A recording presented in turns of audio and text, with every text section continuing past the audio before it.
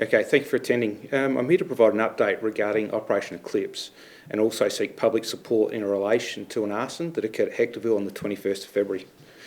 In the last week, Operation Eclipse has searched 14 premises in both the metropolitan and regional areas.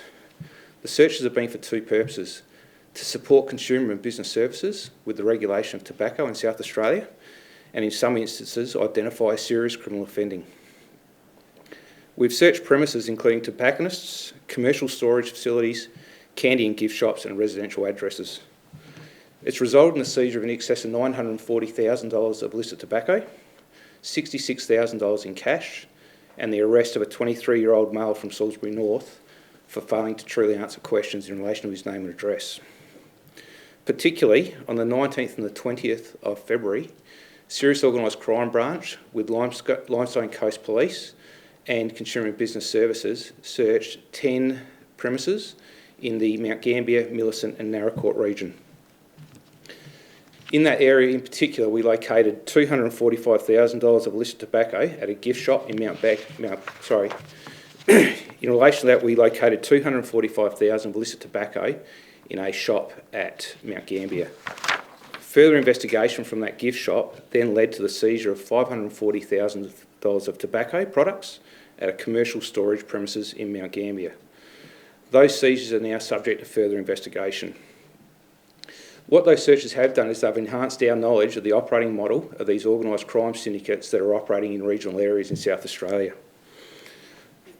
I'd like to say that if organised crime syndicates wish to operate in regional areas, they will be subject to police attention, and if they think they aren't going to be, they're wrong. Operation Eclipse has now searched 122 premises, and we've now seized in excess of $10 million of illicit tobacco products.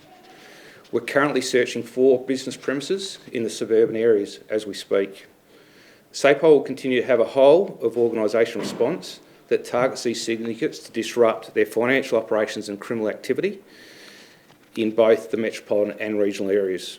I remind those involved that SAPOL will pursue criminal charges where evidence exists, and will also seek confiscation of relevant products and/or assets when the opportunity presents.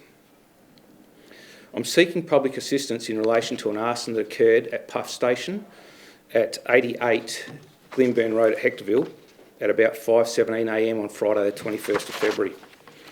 At that time, a late model white sedan pulled into the car park. 3 suspects got out of the vehicle. One has attempted to damage the front of the premises to gain entry to the shop, whilst 2 others have set alight the front of the premises. Thankfully, a witness has intervened once they have left, extinguished the fire and reduced significant damage to the premises. Puff Station was searched that day and we seized approximately $25,000 of illicit tobacco from that store. We're seeking knowledge from anyone that may have knowledge of persons involved in that arson at Puff Station. In particular, anybody that may have knowledge of anyone that has presented with burns since Friday morning and/or presented at any medical centres or medical clinics with burns. I'm also after dashcam footage between 4:30am and 5:30am in the Hectorville area for the morning of the 21st of February. And also I ask if anybody in the hours of darkness from the 20th to the 21st of February observed anyone in a late model white sedan filling a jerry can or a fuel can at a service station to contact the police and contact Crime Stoppers on 1800 333 000. I'll now take any questions. No, they're in the metropolitan area and they're occurring as we speak. Was this the first search in Mount Gambier for illicit tobacco? It's the first searches that South Australian Police have conducted, and as said, they were very successful. It has now given us a greater insight into how they are operating in regional areas, and will continue to target that behaviour in other regional areas. How does that behaviour differ from metro to regional?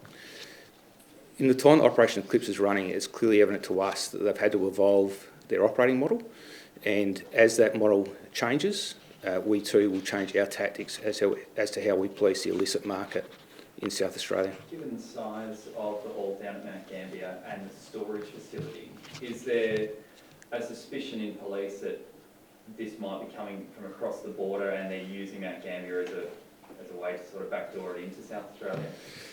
You can't discount that, but we are fully aware that they are bringing tobacco in a variety of ways now into South Australia, and obviously regional areas, they're probably going to have to store a larger quantity to be able to stock shops in that region.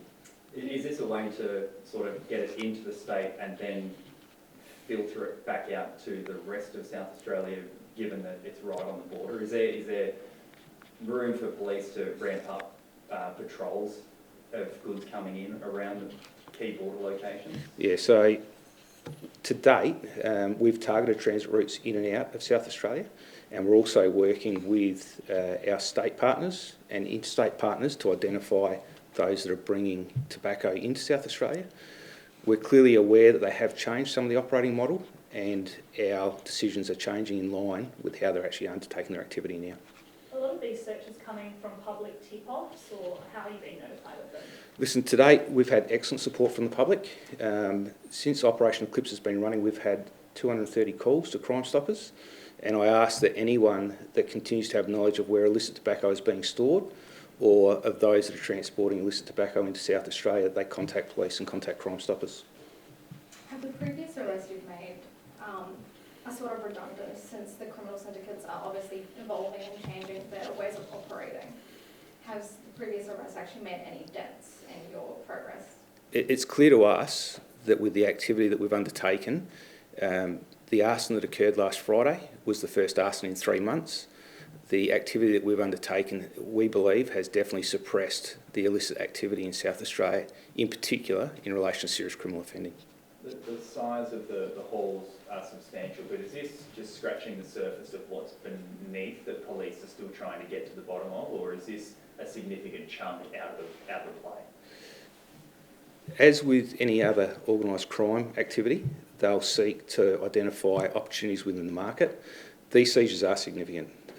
Border Force and other law enforcement agencies are also undertaking similar activity. Every time we get a seizure of this nature, it will slow the tobacco trade in South Australia, and we'll continue to seek those seizures. The people involved in the Hectorville arson attack, you said that you're looking if they showed up in any healthcare centres. What sort of injuries do you understand they might have sustained? If you look at the nature of the offending on that night, it's clearly evident that the way that the fire took hold very quickly and their proximity to that fire, we have seen people in similar arsons suffer burns, and thus we're seeking support from the public to identify if they are aware of anyone that has received burns or presented with burns since Friday. We'd like to speak to those people. Have police been in touch with local health agencies around that particular area that may be treating anyone with burns in and around there that might be able to assist? We always undertake activities and investigation in relation to emergency departments and the like. We have done some, but we also do know that some people may present in regions external to the metropolitan area or other areas to prevent detection. Thank you.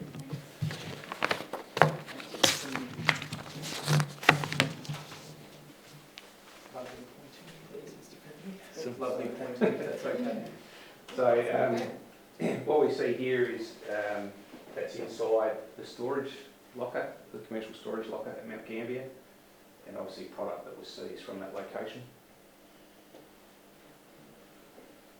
Just shows the extent of the illicit tobacco that was held within the one storage container at that location, obviously totaling about $540,000. And that's loose tobacco, which we've seen there, that's stored in variety, and cash that was located in the searches at Mount Gambier.